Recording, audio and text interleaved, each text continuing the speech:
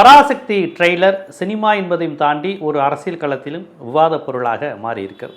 குறிப்பாக பாண்டே போன்றவர்கள் வலதுசாரிகள் அந்த படத்தை கண்டு துடிக்க ஆரம்பிச்சிட்டாங்க. பராசக்தி இது தமிழா, பராசக்தின்னு இங்கிலீஷில் டைட்டில் போடுறீங்க, சிவகார்த்தின்னு இங்கிலீஷில் பேர் இருக்குன்னு சம்மந்தம் இல்லாமல் பதற ஆரம்பித்திருக்கிறார்கள் வலதுசாரிகள், இந்துத்துவவாதிகள், இந்திய ஆதரவாளர்கள், டெல்லிக்காரர்கள், இப்படி நம்ம இப்படி என்ன பேர் வேணாலும் அவர்களுக்கு சூட்டலாம்.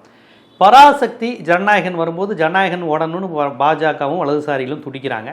அந்த படத்தில் கதாநாயகன் இரும்பு நாடில் ரத்தம் இருக்குது, அந்த ரத்தத்தை நக்குறாரு. அதோட அந்த ட்ரெய்லர் முடியுது. குழந்தைங்க மத்தியில் கொலை செய்கிறது, போட்டு தள்ளுறது, 4 பேரை வெட்டுறது, இதை பெருமையாக காமிச்சு வழக்கம் போல் ஒரு மசாலா ஹீரோயிசத்தை காமிச்சு 100 பேரை ஒரு அடிப்பான், அவன் தான் சூப்பர் மேனுங்கிற அந்த கதாநாயக துதியை காண்பித்து தான் ஜனநாயகன் படம். அது ஆந்திராவில் கேசரி, ஏற்கனவே ஆந்திராவிலே பக்கா மசாலா படம், பாலையா படம். அப்போ எப்படி இருக்குன்னு பார்த்துக்கோங்க.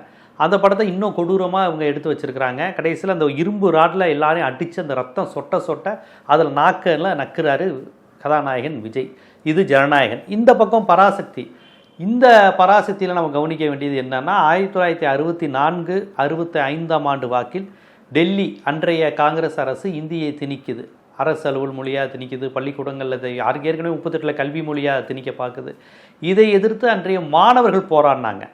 அப்போ திமுக துணை நின்றது, அண்ணா துணை நின்றது. ஏன்னு கேட்டால் அங்கே நடத்திய மிகப்பெரிய போராட்டங்களாக மாணவர்களாகவே நடத்தினது. அறிஞர் அண்ணா தான் சொன்னார், என்னோட தம்பிகள் போராடுறாங்க, நான் தலைமை ஏற்கல, அவங்க நடத்துகிறாங்க அப்படின்லாம் அண்ணா சொன்னார். இதில் அதை குறிப்பிடும் விதமாக ஒரு வசனத்தை அழகாக வச்சுருக்கிறாங்க.